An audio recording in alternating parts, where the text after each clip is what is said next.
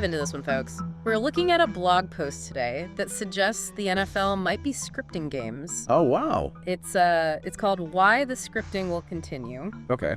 And it's from a website called Vox Populi. Have you ever heard of that? I have. Yeah, they're known for some pretty strong opinions. Yeah, they definitely don't shy away from hot takes. No, they don't. So this blog post, it uses some pretty interesting data, especially viewership numbers from the 2023 conference championship games. Oh, interesting. Yeah, and they highlight the huge difference in viewership between the two games. So the Bills-Chiefs game, the AFC championship, total nail-biter. Yeah. Pulled in a record 57.4 million viewers. Wow. But then the Commanders-Eagles game for the NFC Championship, not quite as close. Viewership dropped to 44.2 million. Oh, wow. So that's a pretty significant. Yeah, it's a difference of over 13 million viewers, which is a lot of potential revenue. Absolutely, yeah. That's a huge chunk of change for the NFL. And that's where this whole scripting idea comes in. Okay. So the author is basically suggesting that the NFL might be manipulating these games to avoid those blowouts. Interesting. Especially in the playoffs where the stakes are so high. Right. Basically, they want to keep people on the edge of their seats, glued to their screens. So you're saying they're prioritizing the entertainment aspect. That's what the author is saying, yeah. Over the actual competition. Yeah, they're saying that they might be sacrificing the competitive integrity to get those high viewership numbers. And I mean, you can see why they'd be tempted to do that. Oh, absolutely. Those broadcasting deals are worth billions. Oh, yeah. And they need to keep those numbers up to keep those contracts so lucrative. Exactly. It's all about the money. Right. So is the author saying that the NFL is basically choosing entertainment over a genuine competition? I think that's a fair assessment of their argument, yeah. They even point to a specific moment in the Bills-Chiefs game, a really controversial call that seemed to favor the Chiefs, as evidence of this manipulation. Well, exactly. Think about questionable calls happen in every sport, right? Right, it's true. It's almost impossible to prove that a call was made to manipulate the outcome of a game. Yeah, I guess it's kind of like venturing into conspiracy theory territory. It definitely is a controversial theory, but I do think the arguments are worth exploring. Right, yeah. The author's basically saying the financial incentives for the NFL to script games are so strong that they might be willing to risk the integrity of the sport. I see. So it's not about proving that specific calls were manipulated, but more about understanding the motivations behind it. Yeah, exactly. You got to look at the big picture. Yeah. The money, the broadcasting deals, and the NFL's desire to protect their image and, to keep those viewers coming back. Exactly. Okay, so it's not just about who wins or loses. No. But about how those wins and losses impact the bottom line. Exactly. It's all connected. It's all about the business. Right. Okay. The author is saying that the NFL might be looking at their games less as sporting events and more like entertainment products. Interesting.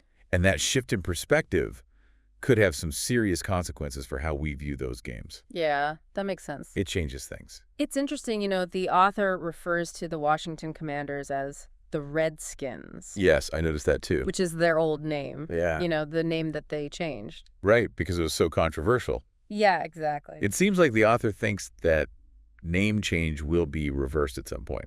Do you think that's possible? I mean... It's definitely possible. Public opinion changes all the time. True. And the NFL has shown that they're willing to adapt to what people want. Right, and it makes you wonder how much they weigh financial considerations versus, cultural sensitivity when making these big decisions. Yeah, that's a good point. Yeah. It seems like the author believes that the NFL really puts money first. Okay. And that even a decision like a name change, which seemed value-driven, could be reversed if it makes them more money. Interesting. So we've got this theory about the NFL potentially scripting games for financial gain. And we've got the Washington team name controversy as an example of how the NFL might prioritize profits over other considerations. What other evidence does the author give to support this argument? Well, the author doesn't really present concrete evidence in the traditional sense. They're more focused on drawing connections between the NFL's financial interests and how scripting games could help them reach those financial goals. So it's more of a thought experiment than a hard-hitting expose. Yeah, I think that's a good way to put it. The author makes a compelling argument, but it's up to the reader to decide if it's convincing. Okay, that makes sense. But let's play devil's advocate for a second. If the NFL were scripting games, wouldn't that be incredibly risky? I mean, if it ever got out, the backlash from fans would be huge. Oh, absolutely. It would be a massive scandal, for sure. Right. But the author argues that the NFL might be banking on the fact that it's really hard to definitively prove scripting. You mean with all the cameras and replays and analysis, it would still be difficult to say, yep, this game was rigged? Exactly. Hmm. A bad call here, lucky bounce there. It could always be explained away as just part of the game, the randomness of sports. That is a little unsettling, to think that something so important to the sport could be manipulated and maybe no one would even notice. Yeah, it raises some questions about the line between competition and entertainment. At what point does the desire for a predictable, marketable product outweigh the authenticity of the game? So, what does all of this mean for fans? Should we be watching games differently now? Like, should we be questioning every call the refs make? Or do we just have to accept that what we're seeing might not be entirely real? Well, I don't think we need to let this ruin the fun of watching football. Part of what makes sports so great is that anything can happen. The underdog can win. But I do think it's good to be aware of the business side of things, to remember that the NFL is a business, first and foremost. Right. The NFL is a business, and they're going to make decisions based on what they think is best for their bottom line. Exactly. And while I'm not saying we should all believe the scripting theory, I think it's an interesting idea that makes us think critically about sports entertainment. It makes you wonder if this idea of manipulation goes beyond the NFL. I mean, we've heard accusations about reality TV being scripted for years, and social media algorithms definitely influence what we see and believe. That's a great point. It seems like the line between reality and a carefully constructed story is getting blurrier and blurrier. So, how do we figure out what's real in a world full of manufactured narratives? I think being skeptical is key. Question everything, look for different viewpoints, and don't be afraid to challenge the stories you're being told. So, be an active participant in how you consume information, not just a passive observer. Exactly. You have to be aware of the things that are shaping your perceptions and be willing to think critically about the information you take in. This has been a really insightful conversation. We've talked about the blog post itself and also about bigger questions of truth and entertainment in today's world. And you've been so engaged with this topic. You've asked really thoughtful questions and really dug into the material. Well, I have to admit, I'm leaving this conversation with more questions than answers, but I think that's a good thing. It's made me want to learn more about these ideas and to be more aware of the stories I'm consuming. And that's what a good deep dive should do. Make you think and encourage you to be more critical of the world around you. So for everyone listening, we'll leave you with a final thought to ponder. If you had to choose between watching a predictable and entertaining game that might be scripted or an unpredictable and maybe less exciting game that you know is genuine, which would you choose? It's something to think about as you navigate the world of sports and entertainment. Thanks for joining us on this deep dive. Yeah, it really makes you think about the choices we make when it comes to entertainment, right? Like, are we okay with sacrificing a little bit of realness to get something more polished and predictable? Exactly. And what does that say about us? Oh. Does it even matter if the game's scripted if we're still entertained? I mean, those are questions everyone has to answer for themselves. It's like a philosophical debate almost. What's the real meaning of truth when it comes to something like entertainment? Yeah, where's the line between sport and just pure spectacle? I'm curious, what do you think the long-term effects of all this scripted entertainment might be? Ooh, that's a tough one. It's possible that if we keep getting used to these made-up stories, we might start to lose our ability to think critically. You mean we might not be able to tell what's real from what's fake anymore? Exactly. Like if we're constantly bombarded with stories designed to make us feel a certain way, we might become easier to manipulate. Not just in entertainment, but in other parts of life too. Whoa, that's a scary thought. So how do we avoid that? How do we stay informed and engaged without getting caught up in those fake narratives? I think it all starts with having a healthy dose of skepticism.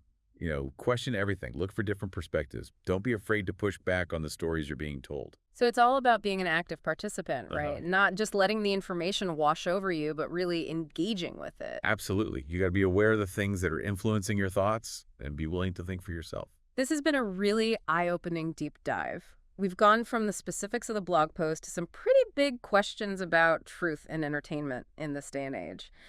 Yeah, and you've really connected with this topic. Your questions have been so thoughtful, and it's clear you're really digging into this. Well, to be honest, I'm walking away from this with more questions than answers, but I think that's a good thing. It's made me curious to explore these ideas more and to be more mindful of the stories I'm taking in. That's what it's all about. A good deep dive should get you thinking and encourage you to look at the world with a critical eye. So, to everyone listening, we'll leave you with one last thing to think about. If you had to pick between watching a game that's predictable and entertaining, but might be scripted, or a game that's unpredictable and maybe not as exciting, but you know is real, which would you choose? It's a question worth considering as you navigate this world of sports and entertainment. Thanks for joining us on this deep dive, and we'll catch you next time. Yeah, it really makes you think about what we're willing to accept as entertainment these days.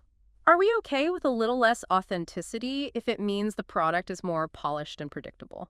And what does that say about us as viewers? Hmm. Like, does it even matter if it's real, as long as it keeps us entertained?